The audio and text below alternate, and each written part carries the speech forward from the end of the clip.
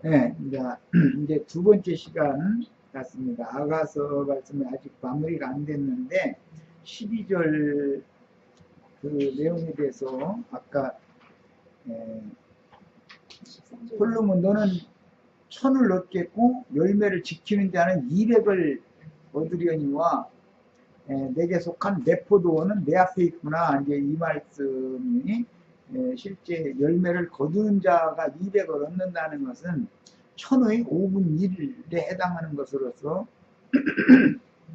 이것은 하나님께서 이 생에서 목숨을 바쳐서 말씀의 증거를 위해서 충성한 종들에게 보상으로 주시는 약속인데, 주님이 보상으로 주시는 것은 자기가 수고해서 얻어서 잘 양육해서 주님께 중매한 그 영혼들이다. 거기까지 말씀을 나눴어요. 그러니까 무슨 주님 앞에 가서 무슨 극렬유관 받는다고 할 때 물질적인 극렬유관 이런 생각하고, 또 주님의 집은 뭐 금집이다 해가지고 막 자기네 뭐 집이 천당에 가니까 금집에 들어가서 산다 이런 생각하는 것이, 이게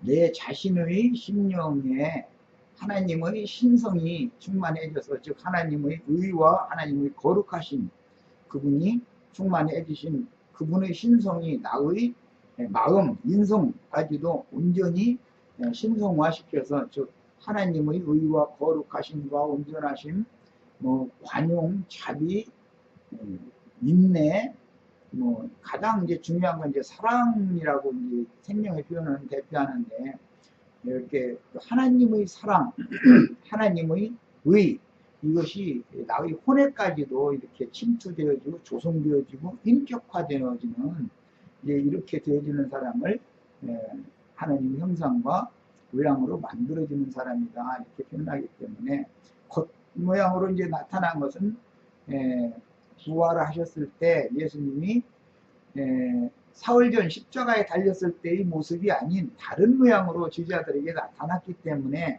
제자들이 사실은 뭐 천사인 줄도 알았고 동산직인 줄도 알고 이렇게 생각을 했었던 건데, 바울 사도에게는 이제 분명히 빛으로 오셨었다고 이제 명확하게 말씀을 하셨고, 이제 예수님이 그 신령체를 입고 제자들에게 오셨을 때 그런 모습으로 우리도 그와 같이 이 육의 장막을 벗기 전에 위로부터는 처소, 신령한 처소로 우리 심령과 마음이 새 집으로 잘 지어져 가지고 육의 장막을 이제 깨고 완전한 세계를 주 앞에 영광 중에 나타나면 새 세계를 우리가 유업으로 상속받는 얘기를 하는 것이 구원이다.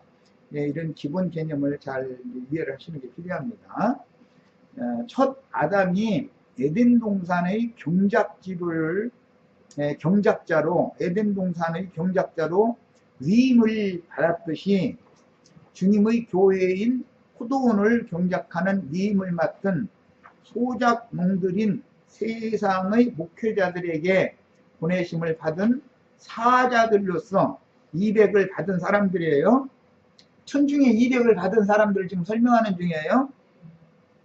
가치 없고 온전케 되지 못한 영혼들을 빼내어 뱀의 낯을 피하여 생명의 양육을 하기 위해서 원수가 된 세상 목회자들에게 당하는 박해를 감수하다가 주의 품에 데려감을 받은 증인들에게 주시는 보상은 주 예수의 날 황후로 대관식의 주인공이 된 귀한 영혼들이 영광을 얻는 자체가 주님 앞에 하나님의 종들이 받는 가장 큰 보상인 것이다.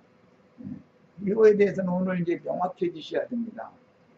그러니까 세상 교계 목사들이 바라는 그런 어떤 이상한 그 세속적인 관념의 어떤 상을 받고자 한다라는 것은, 사람들이 타락하다 보니까 보이는 게 그것밖에 안 보이는 거죠. 성경이 안 보이고.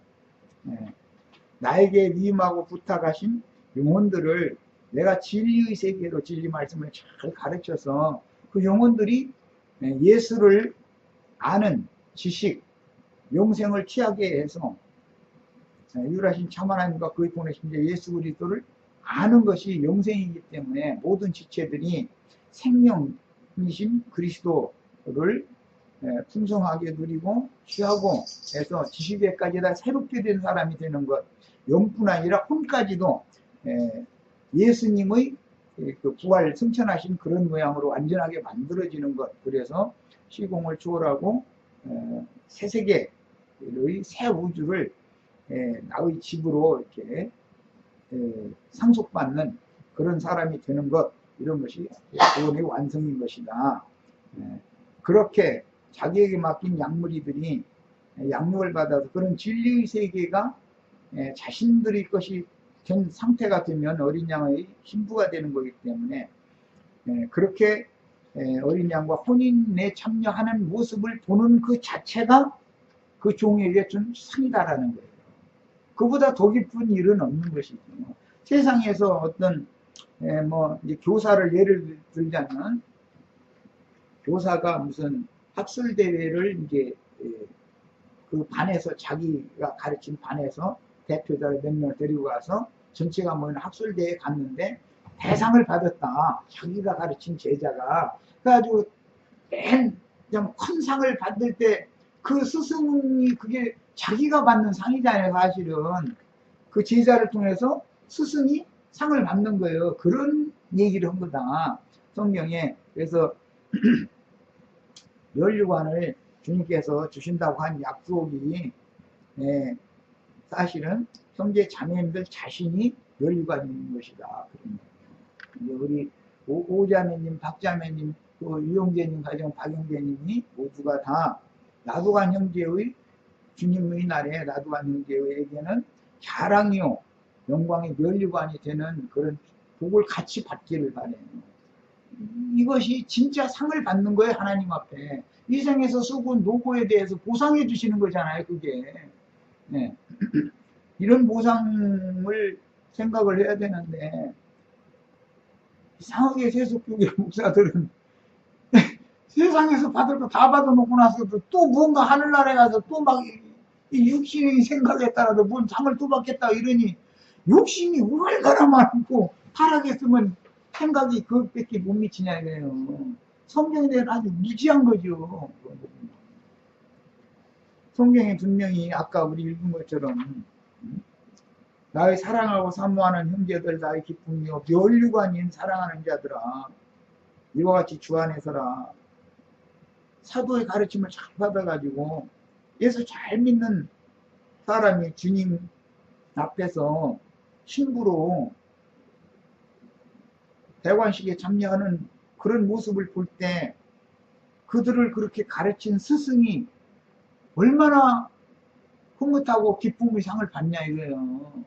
개념을 잘 알아야 된다, 성경이 말하는. 데살로니가전서 2장 19절에 우리 소망이나 이 사도들의 소망이나 기쁨이나 자랑의 면류관이 무엇이냐, 그가 강림하실 때 우리 주 예수 앞에 노예가 아니냐, 그렇잖아요. 이것이 하나님의 사람들의 성경 이해다 이거예요. 똑같은 성경을 읽어도 안 보여. 또 그들에게는 이런 구절을 그 목사들이라고 안 읽은 건 아닐 거 아니에요. 다 읽었지. 그런데 생각은 딴 데 있는 거예요. 그런 거 보면 그들의 눈을 똑같은 성경을 이렇게 하고 나서도 가려놓는 거 보면 전능자의 하야가. 야, 다윗의 아들 예루살렘 왕 솔로몬은 하나님의 아들 살렘 왕 멜기세덱의 실상이신 예수님을 상징하는 것이다. 살렘 왕이라는 말은 창세기 14장에서 시작이 됐죠. 살렘 왕 멜기세덱, 여기부터 나오는 말이에요. 그래서 예루살렘의 왕이 예수님이다. 지금 그 말을 상징하는 말이다. 구약성경에 나오는 살렘 왕이라는 경우는. 야, 그래서 그리스도의 종들은 포도원 소출로 은천을 바칠 의무가 있으며 포도원을 다스리는 사명을 충성스럽게 수행한 종들에게는, 이것은 아가서에서는 지키는 자들이라고 그랬어요. 포도원을. 왜냐하면 허무는 자들이 있기 때문에 지키는 자가 필요한 거죠. 지킨 자들에게 은 200을 보상으로 준다. 그 은 200이라는 것은 은천에 대한 5분 1인데 이것이 세다 이거예요. 세.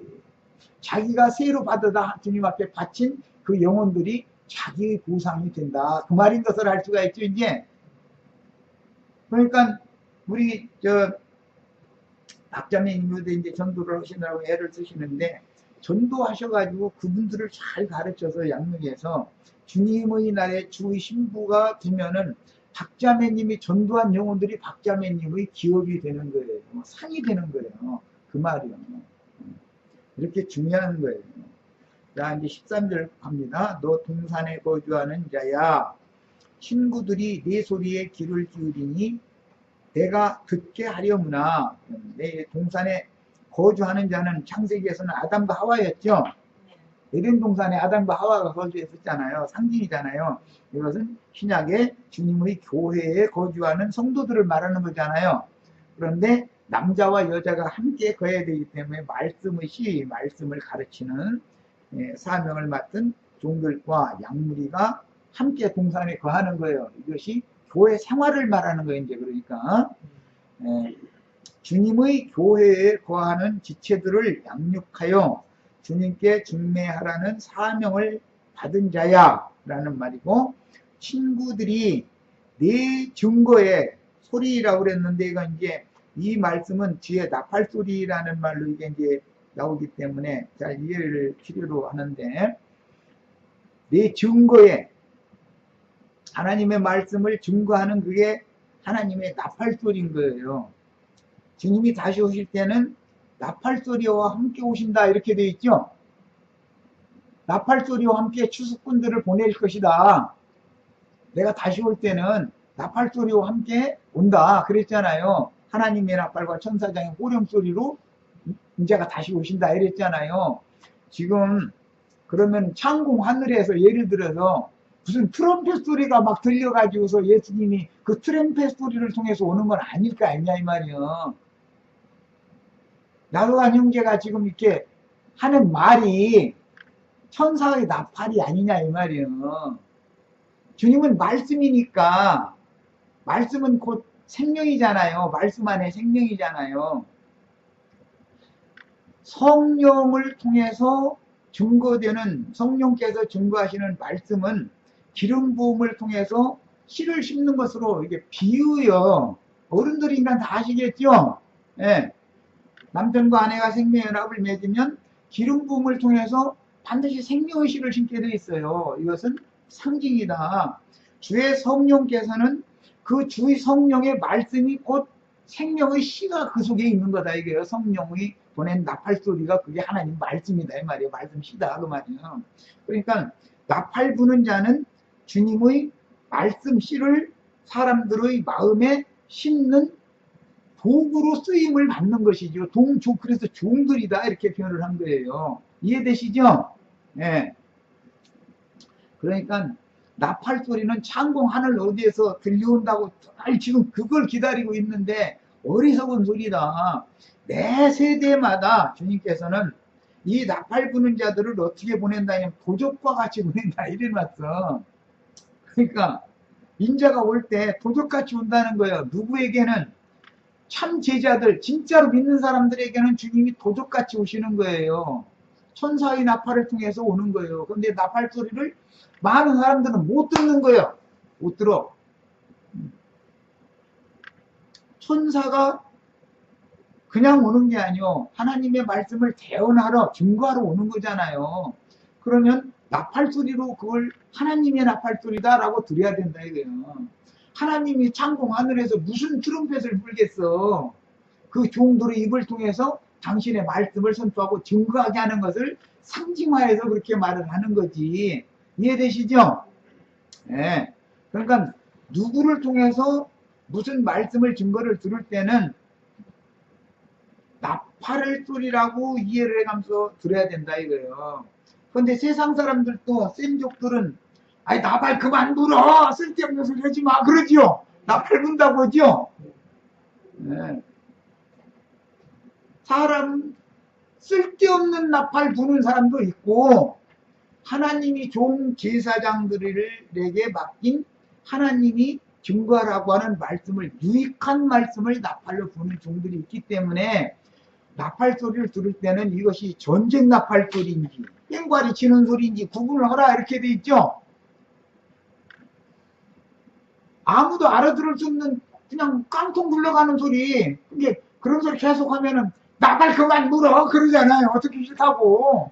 그런데 빈 깡통 굴러가는 소리를 계속 듣다 보면 그것이 진짜 나팔 소리로 알고 지금 착각하고 있는 거예요. 알고 보면 내용물도 아무것도 없는 빈 깡통 굴러가는 소리가 되게 시끄러운 거예요. 이해되시죠? 네. 친구들이 네 소리에 귀를 기울인다 이랬는데 네 소리라는 게 200의 은을 보상으로 받을 사람들의 소리가 곧 하나님의 나팔이다 이거예요. 그게 귀를 기울인다. 우리 형제 자매님들은 귀를 기울이죠. 그러면 200에 들어가겠죠. 은천에 들어가는 사람은 이 나팔소리를 구분을 못하잖아요. 지금 나팔소리가 나도 이게 무슨 소리인지를 소리를 구분을 해야 되잖아. 사람이 귀가 왜 달렸어? 소리를 구분해서 들으라고. 걔가 멍멍 짖는 소리인지 바람 소리인지 아내가 하는 소리인지 남편이 하는 소리인지 자식이 하는 소리인지 못 알아들으면 그게 사람이야?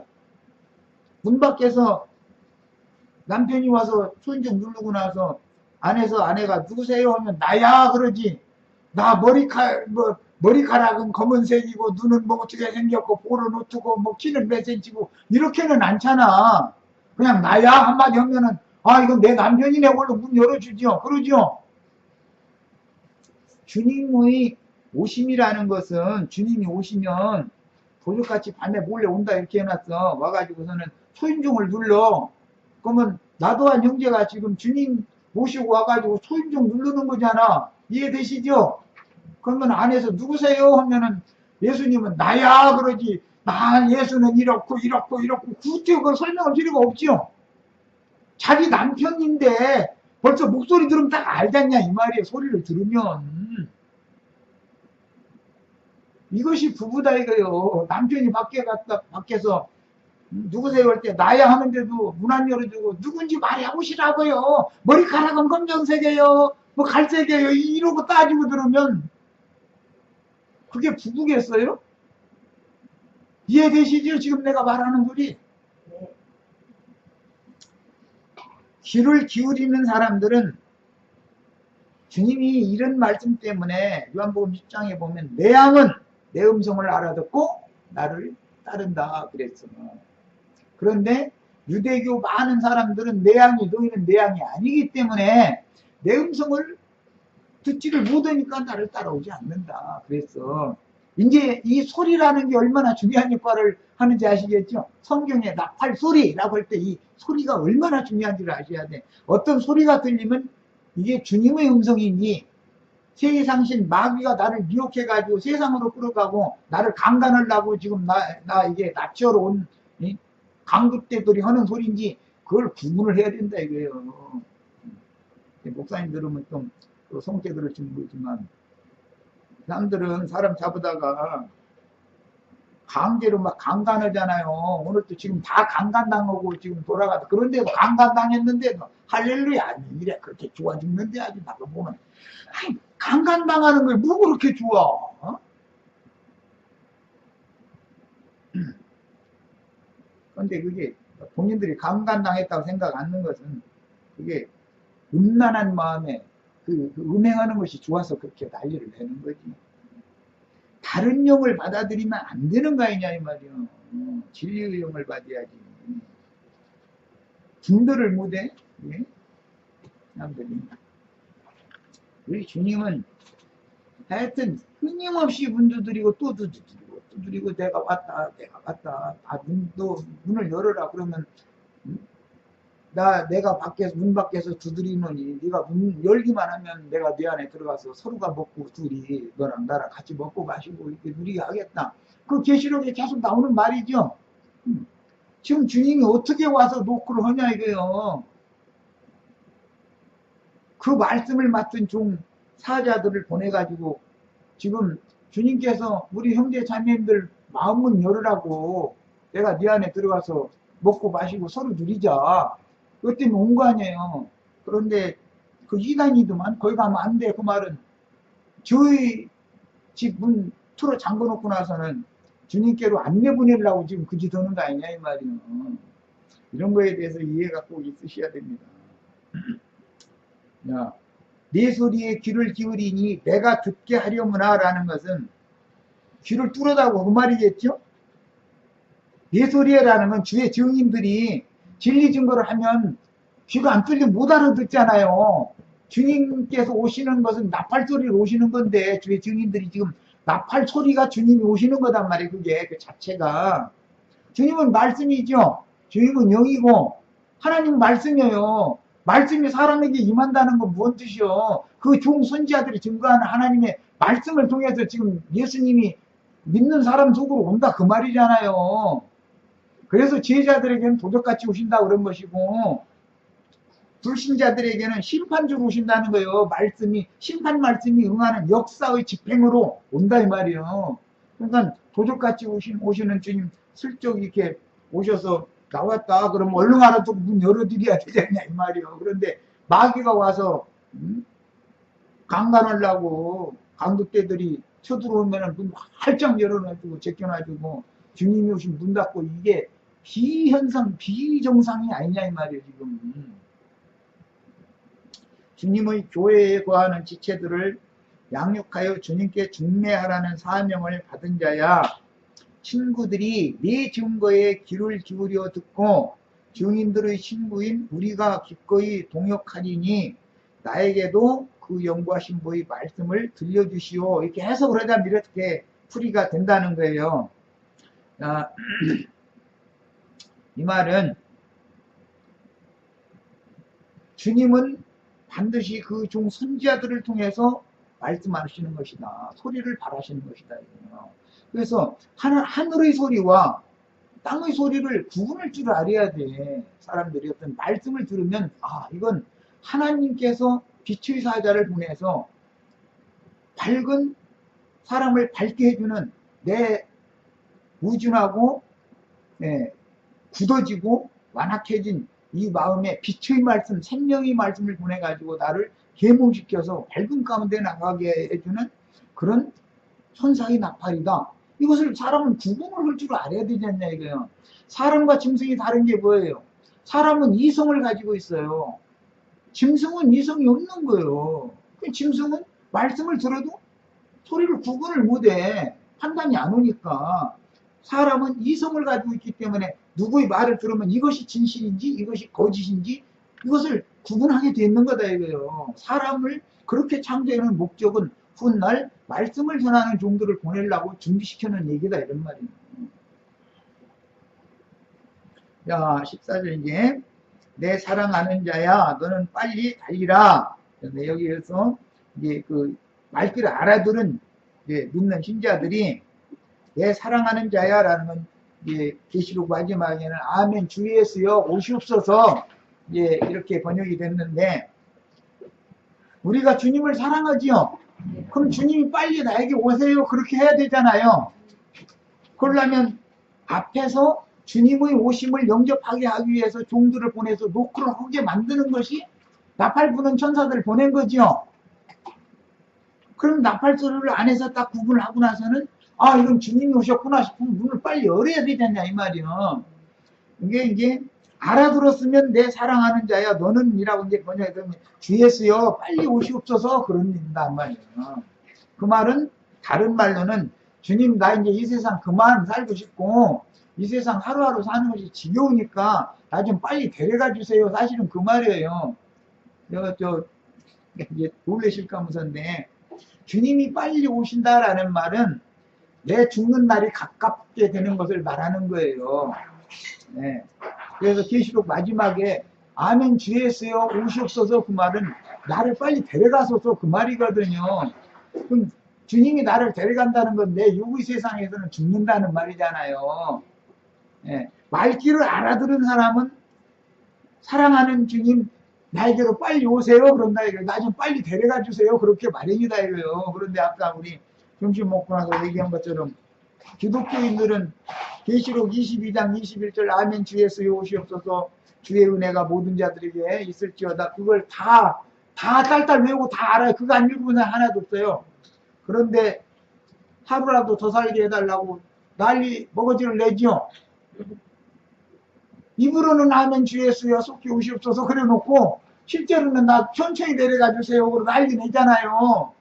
그러니까 이것은 믿음이 이율배반적인 사람들 아니냐 이거예요. 그럼 그 사람들이 지금 하나님이 보낸 종 선지자들이 나팔소리를 알아들은 거예요? 못 알아들은 거예요 지금?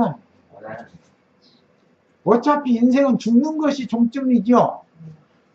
그 죽는 것 다음에 새 생명의 세계가 있는 것을 우리는 믿는 거잖아요. 육신의 세계에서는 영원한 게 없는 거예요. 어차피 영원한 세계로 가는 것이 목적이요. 아까 제가 말씀드린 것처럼 주님은 오시는 거고 우리는 주님께 가는 거예요. 주님이 오시면 우리는 가는 거죠. 그래서 주님이 임하신다라고 말할 때 주님 편에서는 나를 데려서 가는 거예요. 이제 주님은 오시는 거고 나는 가는 건데 그게 어디로 가느냐? 극락의 세계, 극락의 하나님께로 가는 거다 이거예요. 네. 아가서의 얘기로는 이 땅에서 이렇게 뭘 먹고 마시고 막 술 누리고 막 이제 그런 얘기가 있는데 그것이 여기 이 세상에서는 20, 30대 때 젊을 때 잠깐이지 그게 늙으면 다 소용없는 소리잖아. 아무리 힘고 있으면 뭐해. 늙으면 힘없죠. 마음껏 다 소용없는데 육신의 일이기 때문에 그건 그냥 맛을 보여주는 것이고 그것의 완전한 세계를 영원히 이어가게 만드는 세계를 우리는 가기를 원한다 이런 말이에요. 그러면 완전한 극락의 세계로 가는 걸 추구를 해야지 지긋지긋은 이 세상에서 더 살고 싶다는 것은 그 믿음이 이율배반적이지 않냐 이 말이에요. 이해되시죠? 그래서 죽는 것을 절대 두려우시면 예수 못 믿는다. 예수 믿는다는 건 사실은 알고 보면 죽음을 준비하는 거다 이거예요. 죽는데 똑같이 사람은 죽지만 한 번 죽는 건 정한 이치인데 어떠한 죽음으로 하나님께 영광을 돌리는 것이냐라는 것이 제일 중요한 거다. 인생의 목적이라는 건. 태어날 때는 굳이 아버지 그지 어머니한테 태어났어도 상관없어요. 이 생이 목적이 아니니까 이 생에 사는 동안에 주님 영접하고 영과 혼이 온전한 구원을 이루어서 사람 천사 신의 모양으로 만들어져 가지고 새 세계의 시공을 초월하는 완전한 세계를 유업으로 우리가 받는다면 그 세계를 가는 걸 추구를 해야지 이 지긋지긋한 인간 나라, 이 마귀 나라의 세상에서 하루라도 더 살고 싶다는 것은 그가 믿음이 가짜라는 것을 말하는 거다 이거예요. 이해되시죠? 죽음을 준비하는 거예요. 신앙이라는 건. 어차피 죽는데 어떠한 사람이 되어서 죽을 거냐 이제 이 문제지 지금. 그 다음에 향기로운 산 위에 있는 여기는 이제 나는 이게 이제 빠져서 그런데 교회 생활을 하는 이 말귀를 알아들은 성도들은 이 향기로운 산이라는 건 늘 산이라는 건 교회를 상징하는 거예요.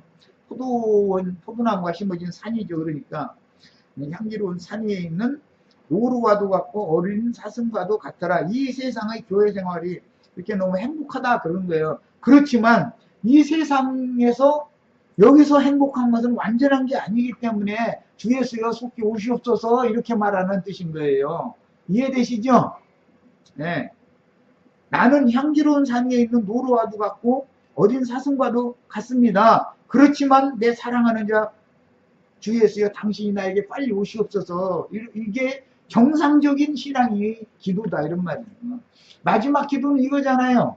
성경 최고의 기도가 뭐예요? 아멘 주 예수여 속히 오시옵소서 그거죠? 가장 정상적인 사람이요.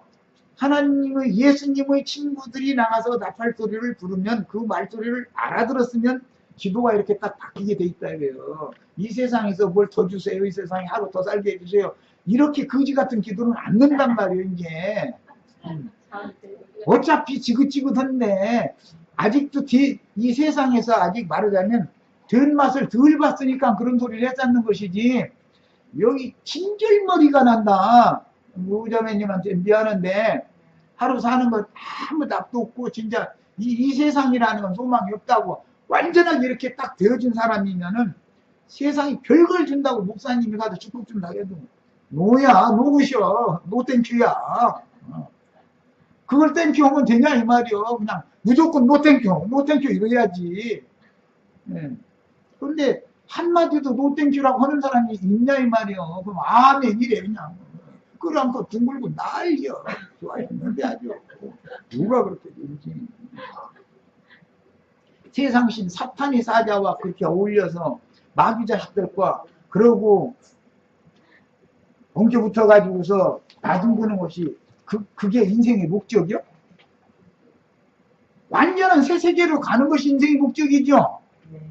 영원 세계를 상속받는 것이 우리가 이 세상에 사는 목적이에요. 예수 믿는 목적이에요. 인생의 목표를 표대를 정확하게 설정하고 살아야 된단 말이에요. 우리가 짐승 새끼들도 아닌데 이런 말을 하면 못 알아들어 계속. 그러면 이게 서로 답답한 문제예요. 그러면서 예수 믿는데 그들이 믿는 예수는 다른 예수 아니냐 이 말이요. 성경이 말 다른 예수라는 게 뭐예요?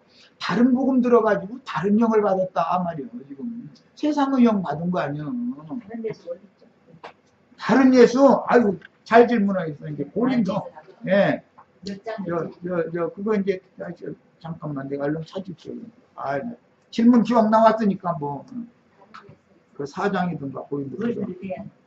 예. 그런 구조를 다 알고서 가서 딱 증거를 대야 돼. 예. 깜짝무덕의 사람들에게 이거 봐라, 당신이 믿는 그 예수가 지금 성경의 예수님이 아니고 다른 갈라디아서 있지 않아요? 아니야 고린도후서 11장 4절에 나오는 거예요. 맞아. 성경을 정확하게 알고 가서 성경을 딱 들이대야 돼. 고린도후서 11장 4절에 나오는 말이에요. 이게.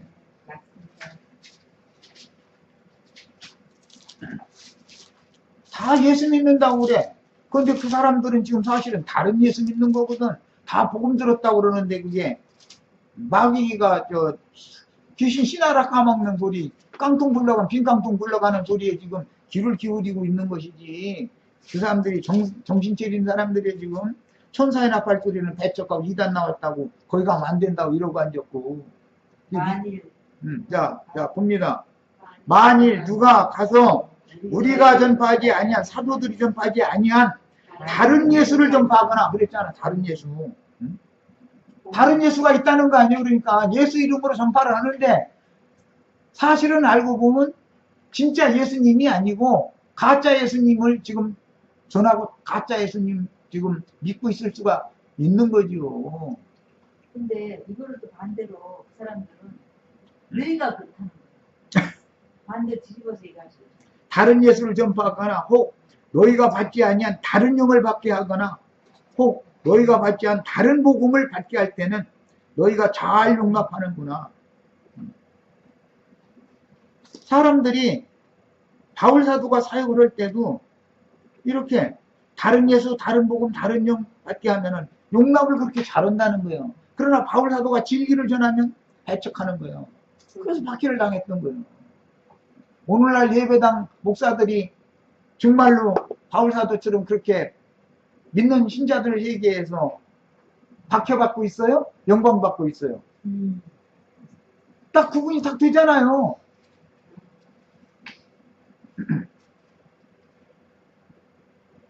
그게 다 미혹의 영들이라는 거예요. 그 앞에 보면 뱀이 그 간계로 하와를 미혹한 것 같이 너희 마음이 그리스도를 향하는 진실함과 깨끗함에서 이걸 지키게 하는 것이 200의 상을 받을 사람들이 지키는 자들이잖아요.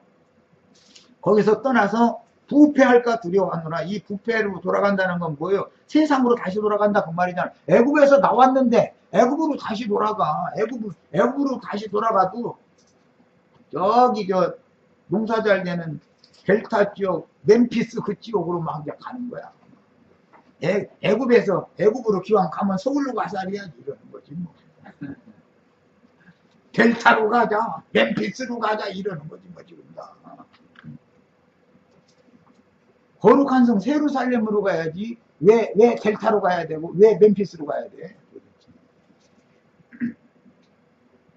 이게 지금 신앙의 그 과정이나 성경이 말하는 의도를 너무 간교하고 교활하게 그들이 하나님 말씀을 저희 것으로 오남용을 해서 사람들을 가르친다. 이거 반대로 가르친다. 이거 자꾸 그걸 세뇌시키다 보니까 가짜가 진짜로 가고 진짜는 박해당하고 이게 비현실적인가 비정상적이지 않냐 이 말이에요.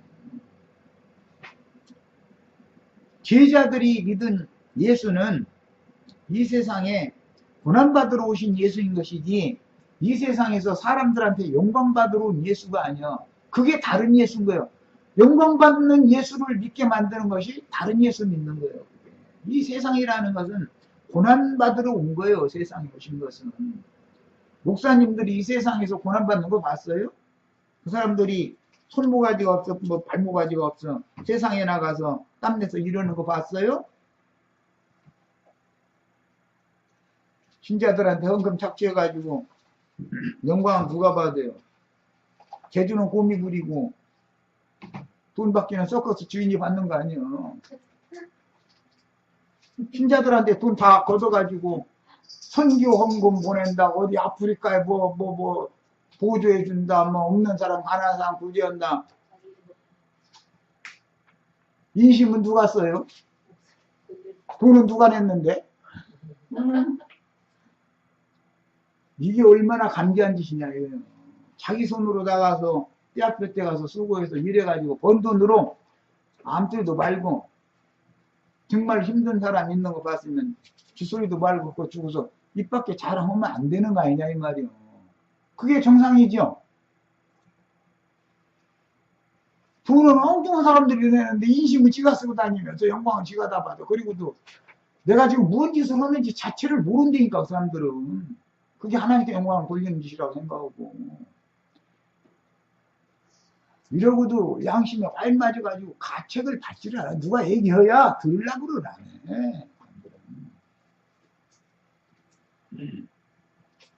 차라리 그런 일이라면 세상에 유니세프 등등 사회사업하는 기관 많아. 걱정 말고 그 사람들한테 저 나가서 지 손으로 일해가지고 유니세프에다 헌금이나 좀 한 달에 몇백 불씩 좀 하라고 그래. 쓸데없는 짓 그만하고. 이렇게 말하면 너무 자기네들에 대해서 자기네들이 수고를 인정 안 해준다고 혹시 이렇게 성제 생각할지 모르지만 진짜로 신앙 양심을 가지고 있으면 화인 맞은 양심이 아니면 이런 말이 들릴 때 유심히 듣고 생각을 해봐야 되는 거예요. 정직한 사람이라면. 자, 이제 오늘 자료 말씀 해드렸던 걸 들어갑니다. 시간이 많이 이제 갔는데, 자, 이제 마태복음 21장 38절부터 이제 말씀으로 들어갑니다.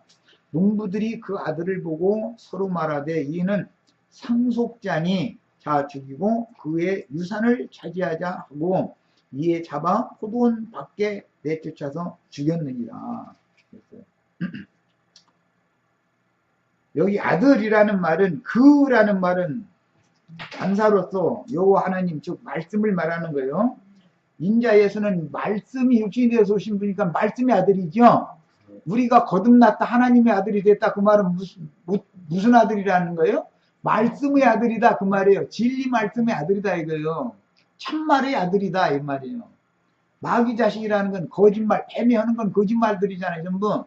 예. 거짓말로 난 자식이냐 진리 말씀으로 난 자식이냐.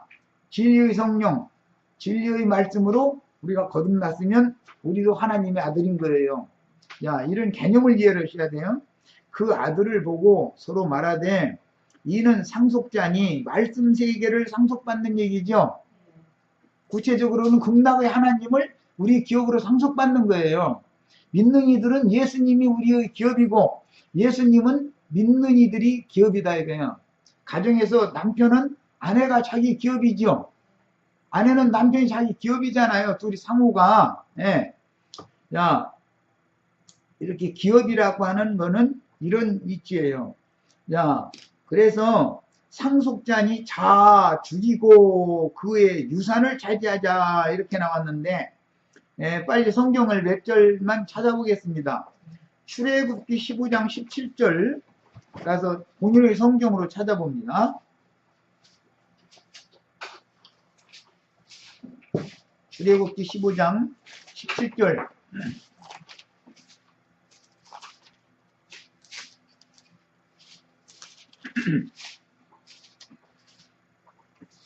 찾으셨죠? 104페이지 17절 주께서 백성을 인도하사, 이건 출애굽을 하는 백성에 대해서 지금 하는 말이에요.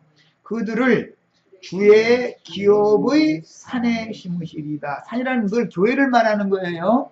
그런데 주님의 기업의 산에다가 출애굽한 백성들을 갖다 심었다. 우리 형제 자매님들이 주님의 교회에 들어와서 여기서 안착을 하면 주님의 기업의 산에다가 심어진 거죠. 이게 생명나무들인 거예요. 거룩한 성 예루살렘에는 강 좌우에 생명나무들이 이렇게 심어지는 걸 상징하는데 우리 형제 자매님들이 생명나무들이 되는 거예요. 원 생명나무는 예수님이자 예수님의 가지들이라고 이제 표현을 하는 거지. 우리는 가지들이지 말하자면.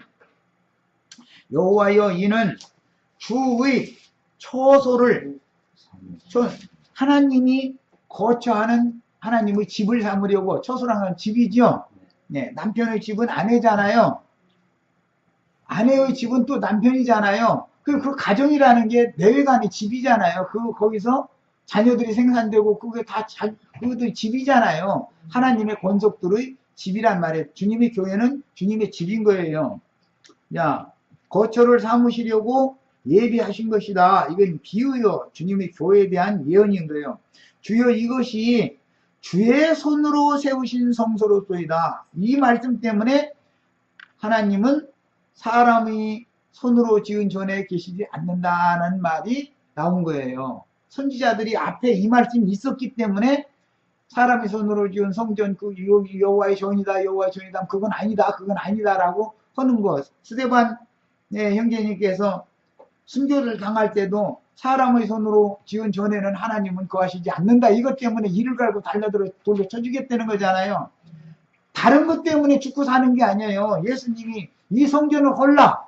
그래야면 내가 사흘 동안에 새로 지으리라. 새로 일으켜 세우리라. 이게 이 말씀을 한 것 때문에 예수님 십자가에 못 박아놓고 성전을 허물고 사흘 동안에 짓는 자에 네가 하나님의 아들이면 내려와 봐라 해가면서 비방해가면서 죽인 거 아니에요. 알고 보면 하나님의 집을 짓는 문제 때문에 죽이기도 하고 죽기도 하는 거예요. 우리 형제 자매님들은 자신이 하나님의 집이 돼야 된다는 것이 너무 확실히 지셔야 돼. 예배당 건축해놓고 나서 성당 건축해놓고 나서 그게 교회다 주님의 집이다 그러면 그것이 거짓말이다 이거예요. 그게 다 거기에서 많은 사람을 불러 모아가지고 자기가 상석에 앉아서 영광을 자기가 받으려고 주님이 받을 성도들이 예배 드리는 그 예배를 영광을 자기가 받으려고 그런 것을 하려고 애를 쓰는 것이지 주님의 종들은 사람의 손으로 지은 이런 집 짓는 것을 관심도 없었어요. 형제 자매님들이 온전케 되어서 예수님의 기업이 되는 거 황후가 되어져 가지고서 대관식에 참석하는 거 그게 상이라니까. 무슨 예배는 크게 져가지고 사람 많이 모으는 것은 이건 관심도 없어요. 하나님의 종들은 진리가 너무 확실하기 때문에 그런 거예요. 여호와께서 영원무궁히 다스리도다. 하나님의 집을 다스린다는 건 내 양심과 내 마음을 지배하고 다스려주지 못하면 예배당 다스리는 것이 그게 하나님이 자기 집 다스리는 건 아닐 거 아니냐 이 말이요. 예배당 다스린다고 장로들 모아가지고 장로 회의하면 성경책 집어던지 가면서 아무개 장로 앉아 그만둬 감히 장회장 목사님한테 이러고 앉았어.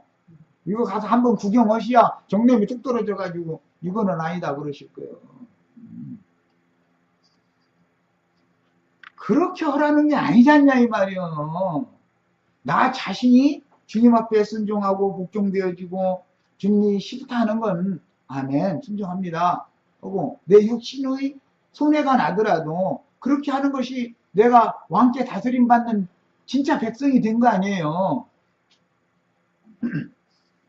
뭐든지 기본 진리가 너무 중요한 거예요. 그래서 기초 지식이 이 성경을 이해할 때는. 자, 이제 그 다음에 신명기 7장 6절 한번 보겠습니다. 신명기 7장 6절.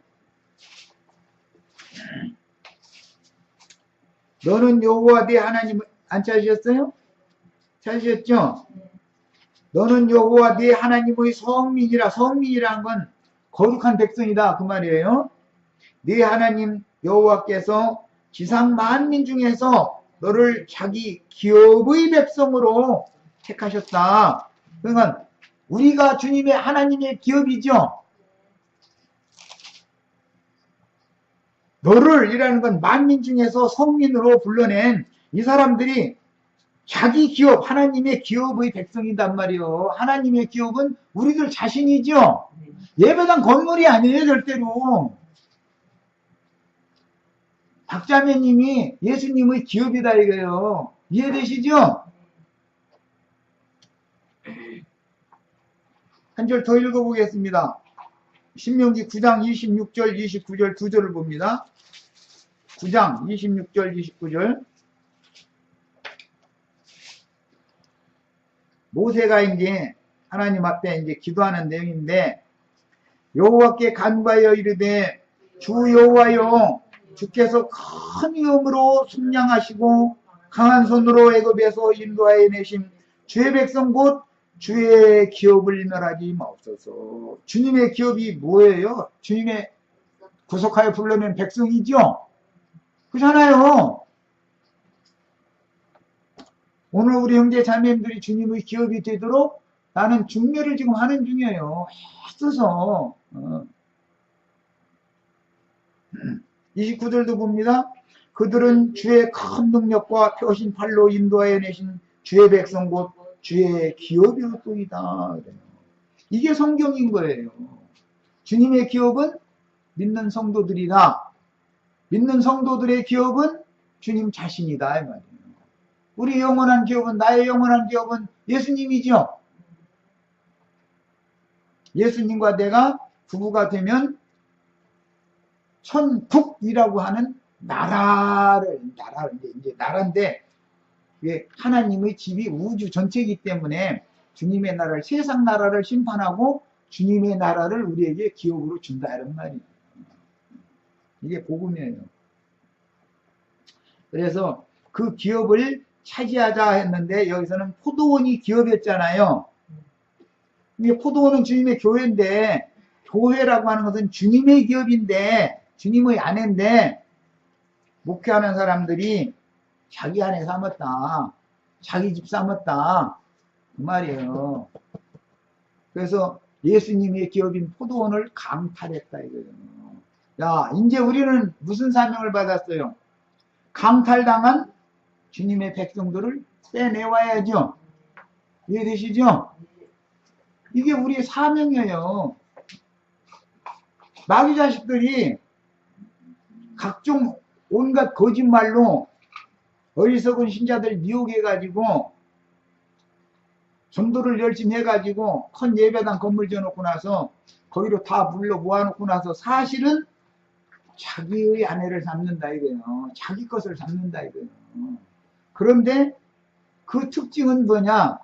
말끝마다 우리 목사님이요, 우리 예수님이라고는 안 해. 나 그렇게 우리 예수님 이렇게 기도하는 사람 한 번도 나 만나보지를 못했어. 어떤 사람은 불과 한 시간여 대화를 하는데 76번을 우리 목사님 아주 입에 아주 살고 살아. 오죽은 내가 그걸 다 씌워봤어. 몇 번이나 우리 목사님이라고 그러는 거야. 그게 인간을 우상으로 지금 숭배하고 있는 거 아니냐 이 말이야. 그게 우리 목사님 우리 교회 입에 붙었어. 하여튼 그게 전부 우상 숭배자들이다. 주님의 교회는 주님의 기업이고 포도원으로 상징이 됐고, 믿는 성도들이 주님의 교회인 것이지, 성도들이 모인 것이 교회인 것이지, 이건 그냥 모임을 말하는 것이지, 성도들이 구속받은 성도들이 모인 상태를 말하는 것이지, 사람이 손으로 지은 건물을 말하는 게 전혀 아니다 이거예요. 개념이, 성경에 말한 개념은. 그러니까 우리 교회 우리 목사님이라는 말이 왜 그렇게 익숙해졌는가? 그 말 속에는 벌써 사탄에게 그들이 속아가지고, 우리 교회라는 건 건물을 연상하는 말이고, 우리 교회의 왕초는 우리 목사님 말씀 제일 잘 전한다, 우리 목사님이 왕초다 이 말이에요. 사실은 예수님이 왕초고 예수님이 집인 주님의 교회를 그게 뭔 소리인지 알아듣도 못하고 지금 찌우려대고 있는 거예요. 그게 세속말로 하자면 귀신 씨나라 까먹는 소리요. 씨나라 다 까먹으면 내년 농사는 뭘로 질라고.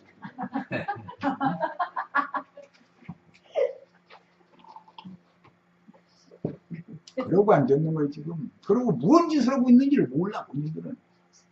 이런 얘기하면은, 왜 그렇게 그냥 기독교 그 예배당 그 목사님들 그렇게 그냥 못마땅해 하느냐고, 이러고 앉았어. 아니, 못마땅해서가 아니라, 왜 주님께로 중매를 하라고 종으로 세워놨더니, 네가 안방을 차지고, 네가 주인으로서 네가 하려고 하느냐, 이 얘기를 하는 거예요.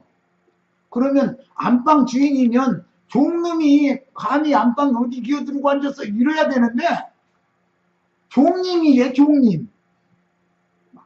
우리 종님께서 막 종님한테 이렇게 해야 된다.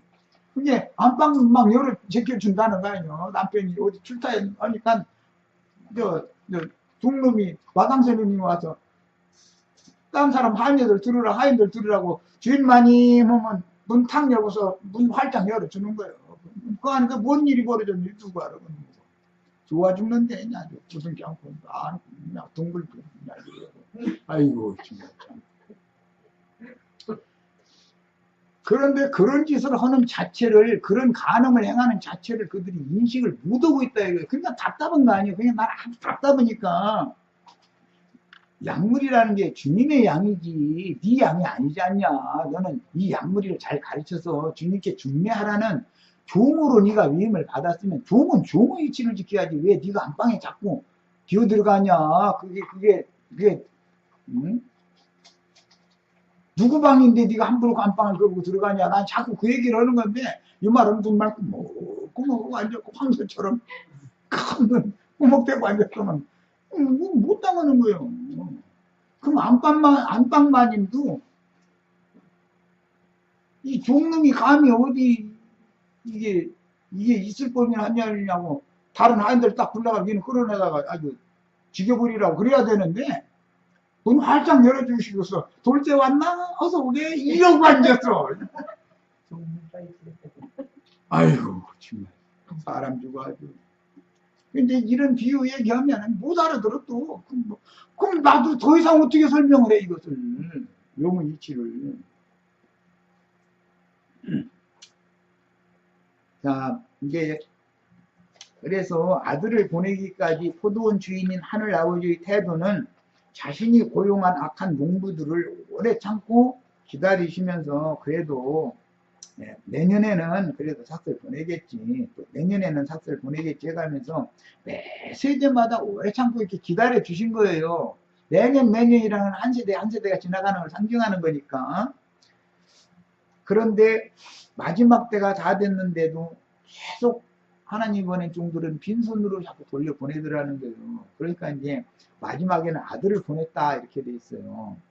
마지막으로 아들을 보냈다고 하셨으니 지금 유대교 교권자들인 공회원들에게 본문 말씀을 하시는 인자 예수는 성경에서 계속 증거한 하나님의 구속을 위해서 예정하신 사랑하는 아들이요 이스라엘의 등부인 메시아를 보냈다 하는 뜻이에요.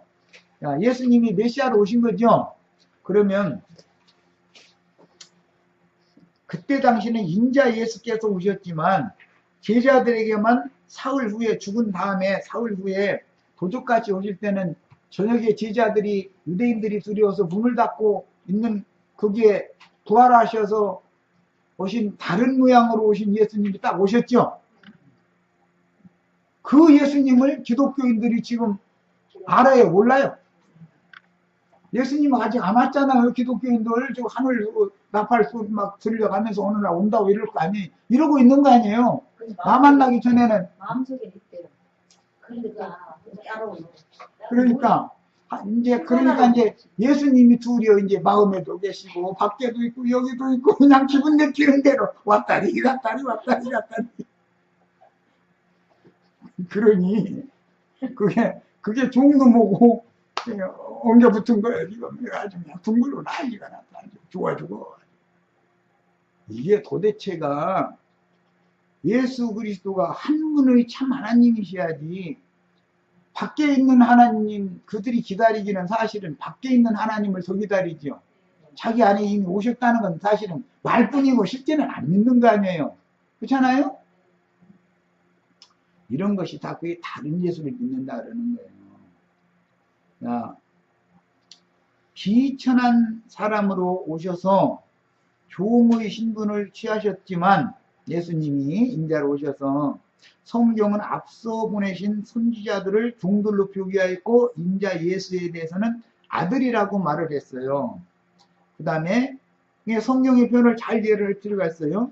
그런데 아들이신 예수님이 아버지 앞에서는 죽기까지 종의 신분으로 자신을 낮추셨다 이렇게 돼 있죠. 또 아들이신데 종의 모습으로 사역을 한 거예요. 우리는 거듭난 사람들이나 하나님이 종으로 쓸 수 있는 거예요. 대한민국 국민의 자격이 1차적으로는 있어야 대한민국의 장관할 수 있어요. 네. 미국 국적, 이중 국적 가지고 있다가 미국 국적을 여전히 갖고 있는데 대한민국 장관 못 오잖아요. 청문회 오면 딱 걸려버리죠. 그 사람 이중 국적자다. 그러니까 필요하면 미국 시민, 이쪽에서 필요하면 한국 시민. 이것은 안 된다, 우리나라에서는. 그러잖아요. 이런 것처럼 먼저는 하나님의 아들로, 말씀의 아들로, 말씀 세계로 거듭나야 돼. 그래야 말씀이신 하나님이 우리를 그분의 종으로 쓰실 수가 있는 거예요. 이치가 다 그런 거예요. 하나님 나라에서도 이중국적자는 세상 나라 백성들이고 하나님 나라 백성들이고 양다리 걸쳐서 하면은 그 사람은 하나님 나라에서는 못 쓴다 그 말이잖아요.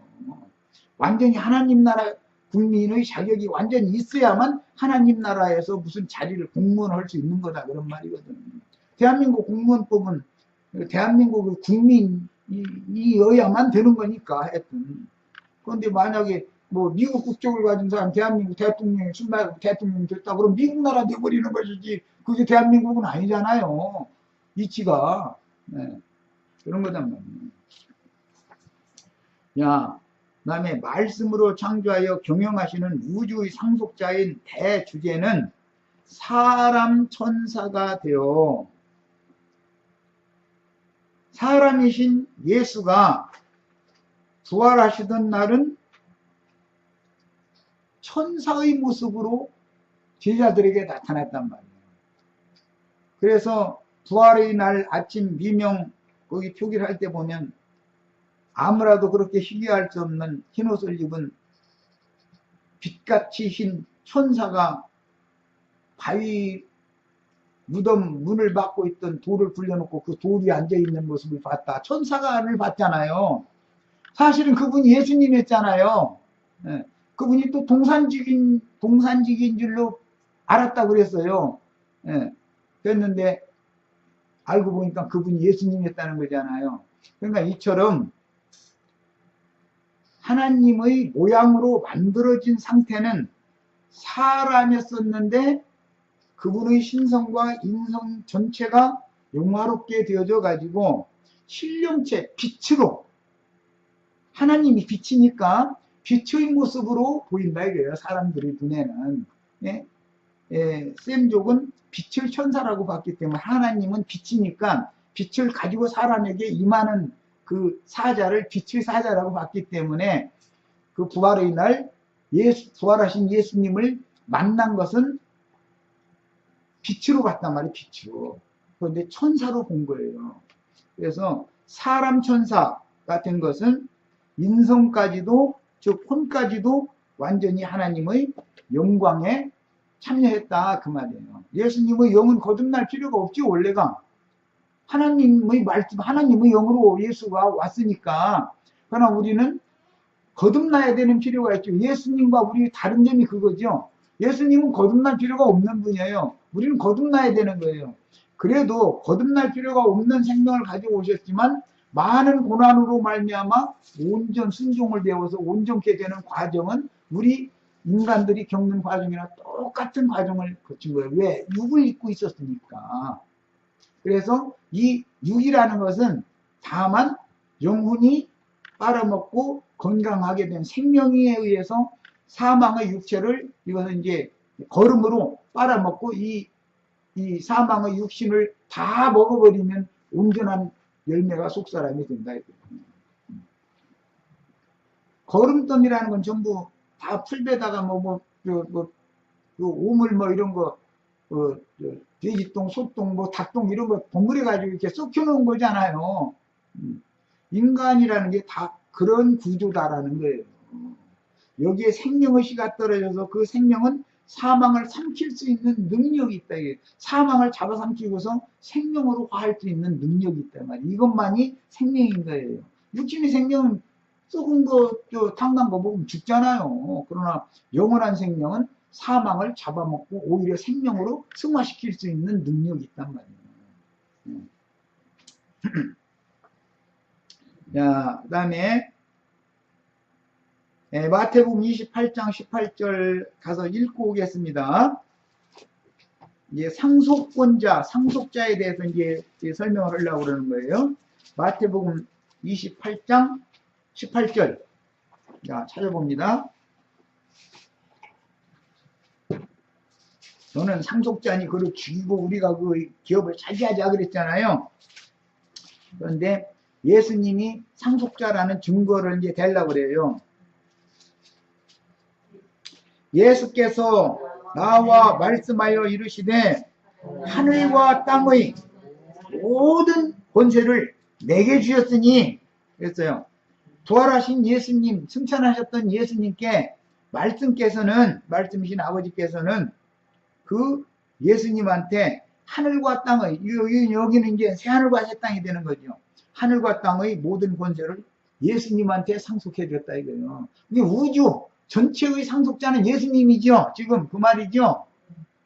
인자 예수로 오셨던 말씀의 아들이 완전한 상속자가 된 거예요. 여기 마태복음 28장에 가서는 이제 부활 승천하셨다가 하나님의 영광을 가지고 제자들에게 오셨을 때는 새 우주의 새 세계의 하늘과 신천지에 이제 이게 하늘과 땅의 모든 구원이가 예수님의 어깨에 주어 있는 거다 이거예요. 이 예수님이 받은 하늘과 땅의 모든 권위를 오늘 우리 형제 자매님들에게 제자들에게 주시면 그걸 우리는 분깃으로 받았다. 그래 나눠받기 때문에. 그런데 기왕 분깃을 받으면 10곡을 받는 게 낫지요. 한 곡을 겨우 받을 바에는 10곡을 받는 게 낫잖아요. 예. 그래서 이거 이제 창세기에 보면 아브라함 보고 네 눈을 들어서 동서남북 사방을 바라보라. 그리고 네가 보이는 땅을 네 발로 가서 밟아봐라. 네가 밟는 그 땅은 다 네 소유가 된다. 네 기업이 된다. 그랬는데 우리는 눈을 정말 들고서 온 우주를 넓게 보는 그런 시야를 넓히셔야 돼요. 그리고 그런 내 눈에 보이는 곳은 다 내가 가서 팻말 딱딱 꽂아가면서 여기까지 내 땅하고 그 내 땅 되는 얘기예요. 말하자면 그게 분깃이라는 거예요. 그만큼. 옛날 여기 미국 처음에 왔던 사람들이 그런 식이었죠. 말 타고 수백 년 다니면서 그냥 하인들 내려오면 팻말 박고 여기는 아무개 가면 땅 하고 딱 팻말 찍어놨잖아요. 그렇게 하는 거예요. 우리 마음은 얼마든지 넓힐 수가 있죠. 얼마든지 우리 땅은 넓어질 수 있죠. 네, 이런 거예요. 그래서 그리스도의 장성한 분량에까지 너희가 이르러야 된다 이랬는데, 네, 우리도 기왕이면 온 우주의 주인이 되시는 주님의 분량에 이르기까지 그렇게 넓은 마음을 가지면 우리의 새 마음, 새 하늘 하면 새 영을 말하는 것이고 새 땅 하면 새 마음을 말하는 거예요. 선지자들이 이제 새 하늘과 새 땅을 말할 때 내가 그날에는 너희에게 새 영과 새 마음을 주겠다 그랬죠. 그것은 새 하늘과 새 땅이다 이거예요. 기왕이면 넓은 땅을 다 기업으로 받으시기를 바래요. 여기까지서 마치겠습니다.